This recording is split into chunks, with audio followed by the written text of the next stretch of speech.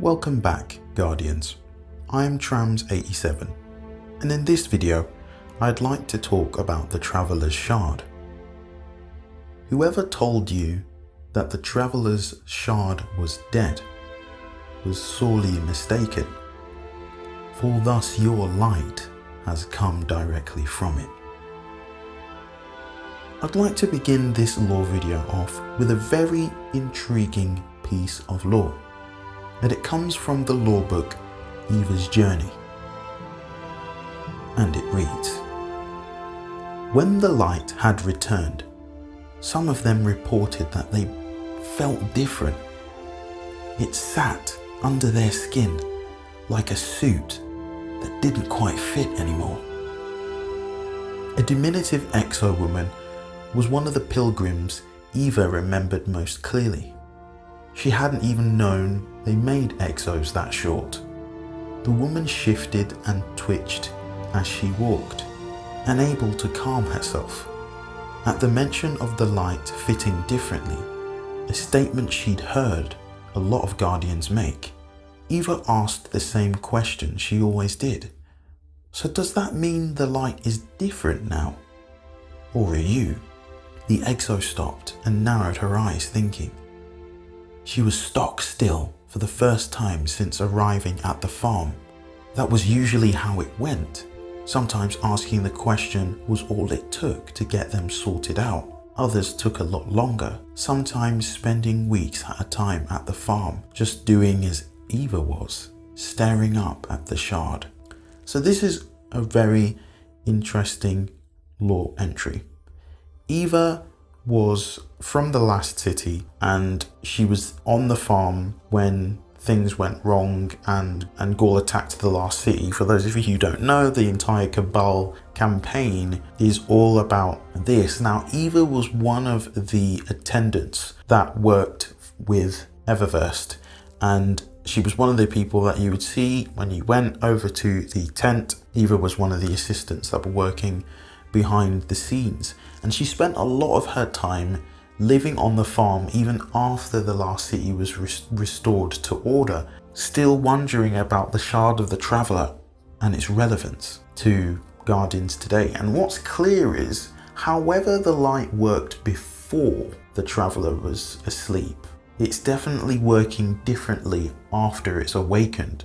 And many Guardians are claiming that it feels different, that there's something different about the light. Now, one would even question, how is a Guardian able to tell how the light feels? But you can see that people have been very specific.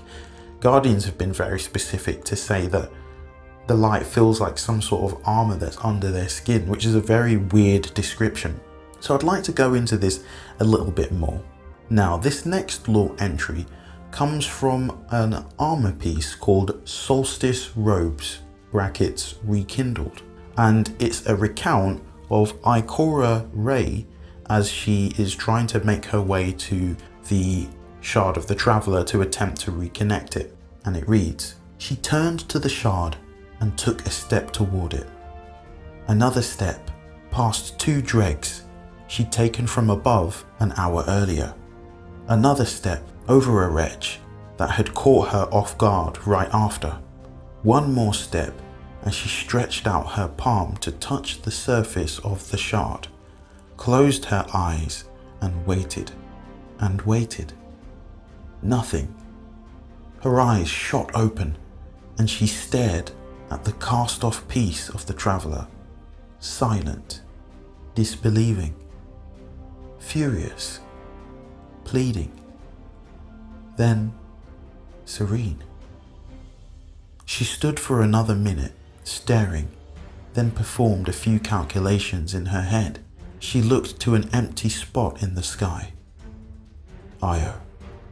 This is really interesting because Ikora actually went to the Shard of the Traveller to attempt to do what we did with our ghost, and that was reconnect to the light. Of course, it was very different for us because we were drawn to the shard. Ikora wasn't really drawn to the shard. Ikora went looking for a way for Guardians to reconnect to the light. That was her objective. That was really what she wanted to see have done, and she was really determined that this would be possible. So I would like to read another lore entry, and it comes from Mementos from the Wild, 1225-20290, Cayde 6, and it reads, "So here I am again, back in the EDZ. I know, I said I would leave the shard alone, but there is something about it. I'm not the type that goes fishing for answers, but it feels like this place holds them, like the traveler is trying to tell us something."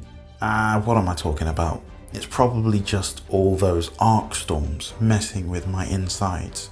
This is really interesting because again, this is one of the Vanguard seeking answers from the Shard of the Traveler. Now, here are my theories behind what I think is going to happen next in the story of Destiny 2.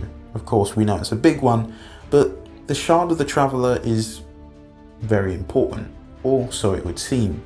At least we've been led to believe that this place is of pivotal importance because not only does it hold the present, but also holds the answers to the future. And I believe that this very shard, now it's entirely possible that based on what we've been shown in the story of Destiny 2, that is both the next 3 years, this shard will become an important point. Now we know the EDZ is not done with. There will be more to do in the EDZ.